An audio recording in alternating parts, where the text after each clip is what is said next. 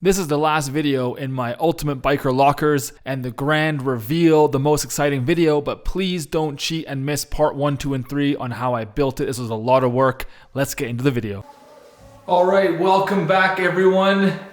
I've been getting ragged on all week for my messy hair, so I got a haircut. Anyways, today's gonna be exciting. I picked up some very nice primer and paint and a sprayer. I tried to use my buddies, but didn't have enough PSIs. The top coat I'm doing is very, very thick and like durable for this kind of application. So it requires 2,800 PSI. So had to get a nice sprayer and yeah, let's go downstairs and I'll show it to you. The DAP and everything, the caulk. So everything looks like it's one piece and it's all together. Some of it's a little messy. I'm pretty good at doing it, but sometimes, you know, like in the corner there, I use tape to make it so clean for against the wall, which I really like. And then this side, the paint decided to come right off. Cool focus. You can see. So that's not good. I have to paint there. Oh, did you guys see my new glasses? I know I've been posting them on Instagram, but these are my old ones. So now I'm using them to make this. But I got the new glasses, trying to be more hip, trendy, you know. But this is the business out here. For durability, quality, and sprayability, because I ended up picking up a paint sprayer. So this guy here is my new toy. Let's open it up. Ooh, come to Papa.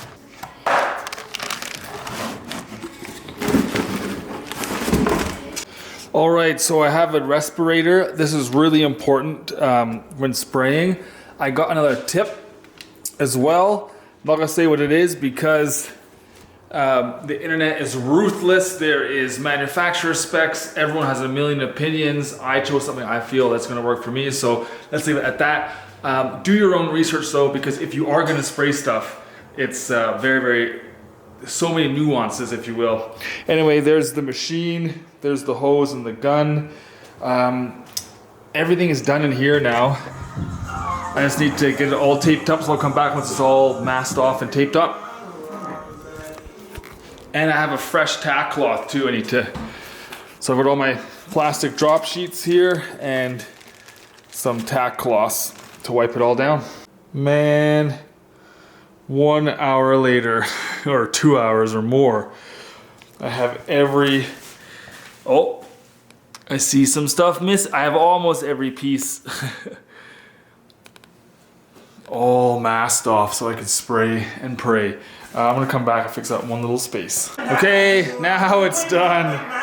Wow. I'm gonna do a TikTok now. It's the same moves in a different combination for every damn video. Anyways, start learning this stuff, get this thing working, and let's go. Well, this is fun.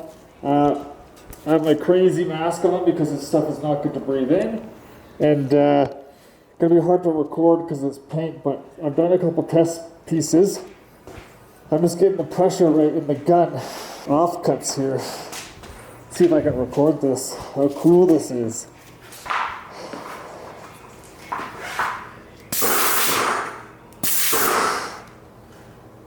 See, that's really nice. Thank God for those puppies. Make sure you have the correct stuff. Oh, it's so good. I'm making money while I'm messing around in my house. Anyways, primer went down. This is difficult using an air sprayer like this for the first time on such a complex project with all the cubbies and lines and corners and stuff. So it's not the cleanest work, but it's only the first coat. I'm only gonna do 1 coat of primer, then 2 coats of top coat. So yeah, it's going really fast. Except for prep. It's so funny, they always go, oh, air sprayers are so much faster, blah, blah, blah. Well, no, they're not, because the prep and tear down and cleanup sucks. But the actual spraying itself is wicked, so. All right, cleanup mode's on. I have lots of work this weekend, so I can't really do much. But here's a second coat. Let the camera just change the white balance. It's so off, it looks pink. So it looks fantastic. I'm now dealing with like this dust that's everywhere that wasn't there before. So I moved the tape look and you can see the lines. Crazy town. Don't know what that is. Overspray maybe? It seems to be everywhere, so lots of cleanup to do afterwards, which sucks. If I knew that, I would have probably blocked this off more behind me. You know, what's one more sheet to go behind me, right? So it looks great. I'm gonna let it dry really nice. Touch up with some sanding. I was an absolute nugget because I decided to lean on it, so I have to sand a little bit and respray. The mask did great. It hurt my nose a bit, but it stopped the paint getting in on my face, which was wicked. So yeah, that's it for primer, cleanup time, and I'll come back when we're spraying the top coat. All right, welcome back. So it's been a few days since we've last been here. I've since moved some plastic, added some plastic, retaped some stuff. I'm in the middle of doing it. I had to cut back this and retape it because the tape curled. Taped all here again, new tapes. Have to tape that because it fell down. I've done a little bit of touch-ups, as you can see, some wood filler in a little bit of pieces that has shown through.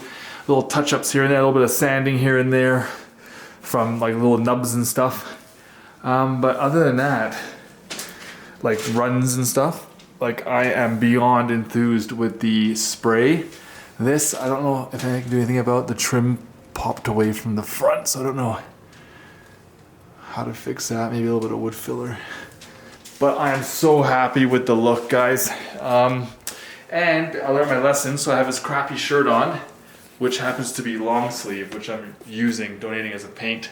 So now there's no paint getting on my arms, and this shirt is just junk, so. Yes, I have crap on my face, just made dinner, and we're 2 hours in out of the 4 hours, and holy crap, this stuff looks amazing. It looks like someone did this professionally, even though I jankedly did it myself. Jankedly? There's a mistake right there. I don't know if you can see it. I'm gonna sand it right now, fix that up. I'm a little heavy. See, there's a little imperfections here and there, but that's because a noob did it. I mean, as a nail for some reason didn't quite go in. Few mistakes here and there. But I did it myself, my first big project. So I'm gonna try and fix those two little problems before I do the second coat. But so far, I am blown away with this paint. Holy crap. It was very expensive.